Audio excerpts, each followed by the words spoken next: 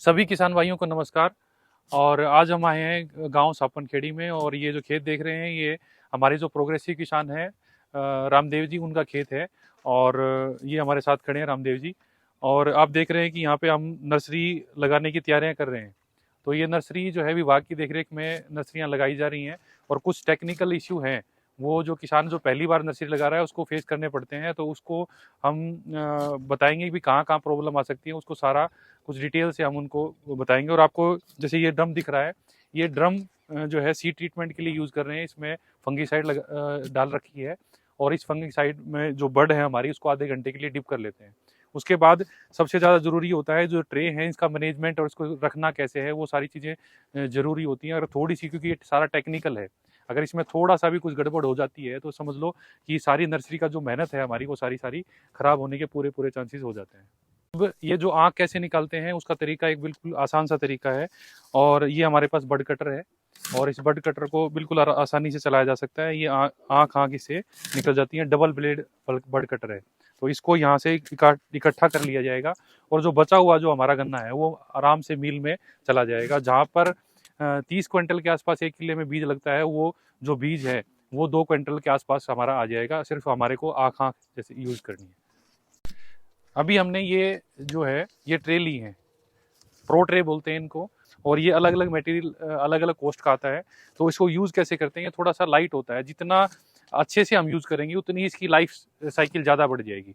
अब इनको कैसे यूज़ करते हैं, निकालने का तरीका क्या होता है, जो सही ये जो उंगलियां हमनी इसको यहाँ से अगर हम पकड़ेंगे इन ट्रेस को तो ये टूट जाती हैं साइड में से। जितनी ज़्यादा टूटेंगी उतना आपका ही नुकसान है। और कोई भी किसी भी तरह की ट्रे है जो फ्लेक्सिबल होगा उसमें रबड़ मटेरियल है, रबड़ मटेरियल हमारे को अवॉइड करना है। ये जो ट्रे है इसको हम इस तरह से उंगली इसके अंदर फंसाएंगे, और इस तरह से आसानी से इसको निकाल लेंगे। ये ट्रे बिल्कुल आसानी से निकल गई। और जैसे इसको भर देंगे, जैसे ये ट्रे आप देख रहे हैं ये भरी हुई ट्रे है, और इसको भरने के बाद फिर हमको इसको इसको ऐसे खींच के ना निकालने इसको। जैसे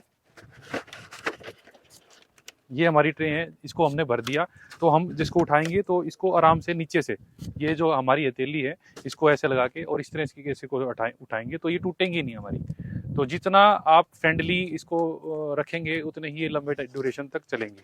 जैसे किसान ने जैसे उठाई हैं, बिल्कुल आराम से प्यार से उठा के और इसको हम रख देंगे। अगला पड़ाव में क्या है, जो जो हमारी ट्रे हैं उनको लगभग हमने कोकोपीट और हमारा जो फर्टिलाइजर है उसके अंदर जो डाला हुआ है उसको हम पूरा भर लेंगे एक बार। और भरने के बाद उसको अच्छे से प्रेस करेंगे, जैसे हमारे यहाँ पे जो लगा रहे हैं वो करके दिखाएंगे। जैसे वो लगा दिया उन्होंने, तो वो आराम से बिल्कुल प्यार से उसको थोड़ा सा दबा के और बिल्कुल पतली सी लेयर उसके ऊपर हम रख देंगे, बिल्कुल पतली सी लेयर उसके ऊपर अब ये लगा देंगे। इस तरीके से ये हमने करना है। ये होता है इसे वैसे तो 3:1:1 की रेशियो होती है, जिसमें 3 पोर्शन जो है हमारा कोकोपीट होता है, 1 पोर्शन वर्मिकुलाइट और 1 पोर्शन होता है परलाइट। लेकिन कुछ ज़्यादा जो किसान है कोस्ट ना बढ़े तो जो हमारा ये कोकोपीट है उससे ही भी हम लगा सकते हैं, वो आसानी से उग जाता है। और अब इसको जो हमारा जो कोकोपीट है वो डायरेक्टली कई बार किसान यूज़ कर लेते हैं। तो वो डायरेक्टली मैं कहूँगा कि अपना नुकसान ना करें, मतलब उसको यूज़ करने की वो कोई ज़रूरत नहीं है।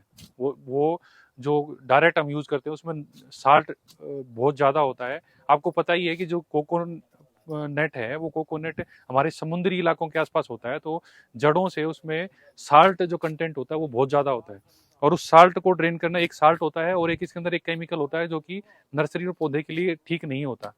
तो उसको हम कैसे उसको निकाल सकते हैं, 2 तरीके होते हैं। एक तो हम ये सारा जो कोकोपीट है वो 10 या 15 गुना ज़्यादा अपना जो साइज़ है वो रिटेन करता है। अब ये कोकोपीट हमने क्या किया है, इस कोकोपीट को जो हमारा फ्रेश कोकोपीट होता है उसको हमने होदी में डाल देना है। और इस पानी को यहाँ पे होदी में डालने के बाद और इसको पानी से भर देना है, और उसको पूरी रात तक उसको छोड़ देना है।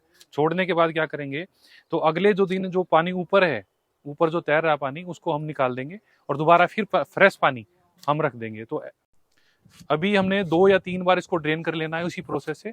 और ये ड्रेन करने के बाद फिर हम जो दूसरा या तीसरा जो टाइम होगा तो उसमें हमने वो जो पानी रखा है वहाँ पे जो उसके ऊपर तैर रहा है उसको हम थोड़ा सा लेके, और हमारे पास TDS मीटर और EC मीटर जरूर होना चाहिए, हर किसान के पास ये होना चाहिए, ताकि अगर हमने हमने उसका सही तरीके से आकलन करना है तो ये हमारी अच्छे तरीके से हेल्प करेगा। अब ये जो TDS मीटर है, इसमें हम इसकी TDS देखेंगे। जैसे हम यहाँ के पानी की TDS देखते हैं,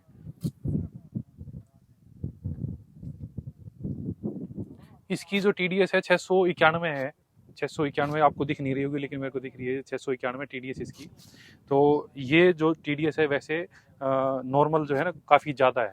तो अगर आपके पास जो नहर का पानी आता है या फिर RO का पानी आता है और आप उसको यूज़ कर सकते हैं, 100 TDS के आसपास वो होता है, तो उसी से आप ये करेंगे तो जल्दी आपका ये सारा काम ईजिली हो जाएगा। और जैसे हम इसकी TDS करेंगे, ये हमारे पास कुछ रखा है,